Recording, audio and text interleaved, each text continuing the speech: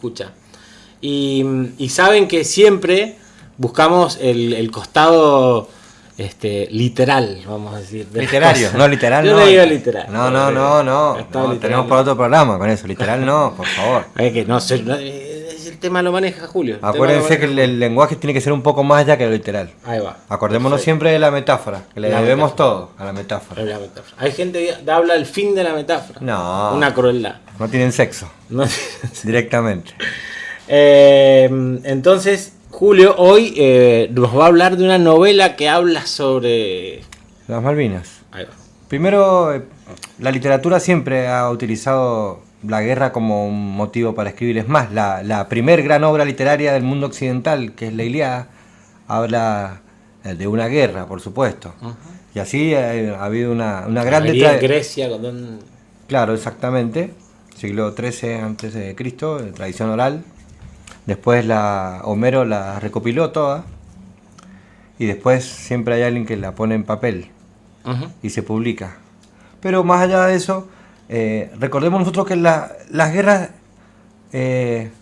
siempre tienen una novela, siempre hay alguien que escriba para una guerra, porque siempre se escribe para alguien también, no solamente para el escritor.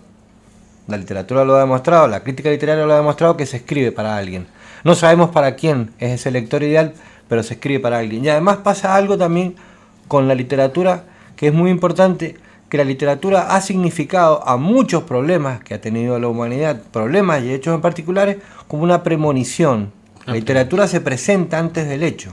Uh-huh. En este caso, en la Argentina, no se presentó antes, como en otros casos que hemos tenido, como por ejemplo Los Siete Locos, que habló del fascismo que iba a haber en la Argentina en todo el siglo XX. De Roberto Arlt. De Roberto Arlt, en ese caso. Pero acá Los Pichiciegos se escribió...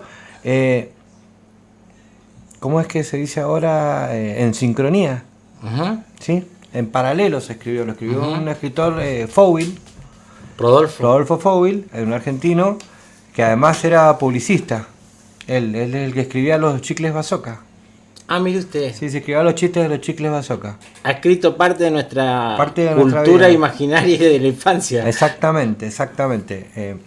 Además, escribió esta novela que, al revés de otras novelas, aunque también grandes novelas de la literatura hablan de miserias, de las novelas de la guerra, como por ejemplo Por quien doblan las campanas de Hemingway, uh-huh. que habla sobre la Guerra Civil Española, habla de las miserias de las personas, porque las guerras están realizadas por seres humanos, y saca de lado esta novela también el tema de lo heroico, que nosotros pensamos que vamos a escribir o vamos a leer una novela que hable sobre la guerra de las Malvinas, en donde todos los personajes sean héroes, todos poltroneros, héroes impolutos. No, todo lo contrario. Además, ya el título, que suele ser un cuadro más un color más del cuadro, el título, uh-huh. Los Pichiciegos. Nosotros, Rodrigo, que hemos vivido en el campo, sabemos lo que son los pichis, y Roberto también.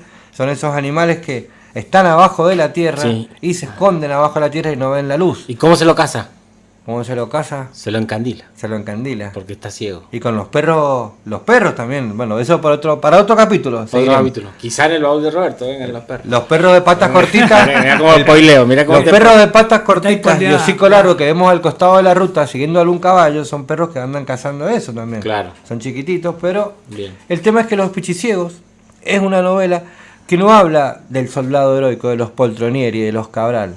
Habla desde otro lado. Pero también es una denuncia permanente a la guerra, porque en la novela se ve y se critica mucho a la conducción militar que tuvo la guerra, de los oficiales para arriba. Claro. Entonces, volvemos a lo mismo, que la guerra fue mal conducida, nosotros lo sabemos con los años, y la literatura encima. La literatura como todo lo que se escribe acerca de algo. Pero en ese momento, nosotros los argentinos pensamos que habíamos perdido, porque las guerras se pueden perder, y más peleando contra un gigante militar o contra la OTAN. Porque Argentina también hay que decir que no luchó contra Inglaterra, luchó contra la OTAN. Claro. Con todo lo que eso significa. Más Chile. Porque en esto de decir verdades, auténtico, está comprobado. Saludamos al pueblo chileno que hoy con su presidente viene y nos apoya en la gesta. Pero la verdad es la verdad. Pero una de las mejores palabras del mundo que existe es pero.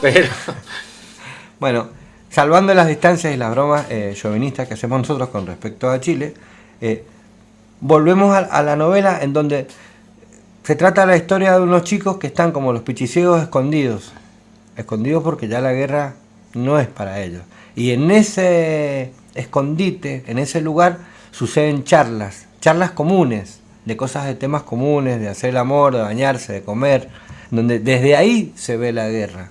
Lo interesante de esta novela que es realmente representa a la guerra de las Malvinas para todos nosotros, porque no salvando casos como el de Potronieri, desde el punto de vista militar, la Argentina no estuvo tan mal, porque la guerra creo que tuvo 900 muertos y 300 de esos muertos son del general Belgrano, o sea que estamos casi empatados si se pudiese ya ver las cosas desde ese punto de vista tan simple como 40 años después en una radio.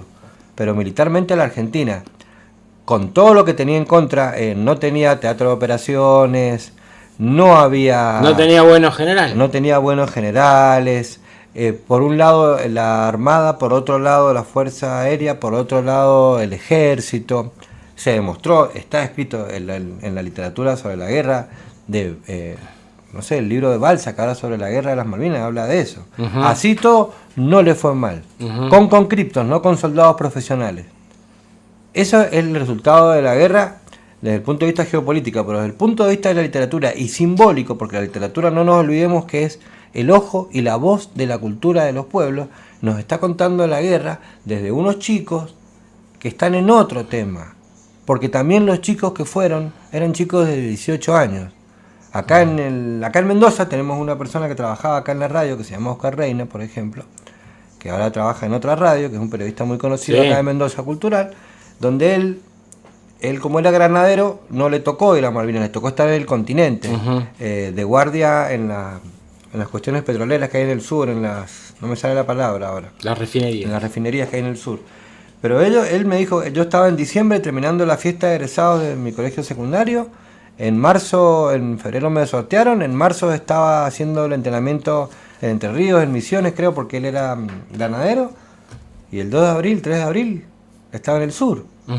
Entonces, con esos soldados fue que nosotros le dimos batalla a la OTAN.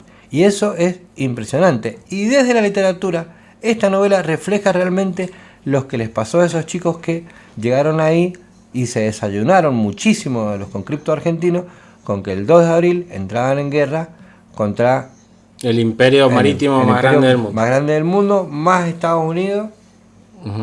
Bien. Y bueno, dígalo, Rodrigo. No, pensaba, a ver, sí, es así, es como lo dice. También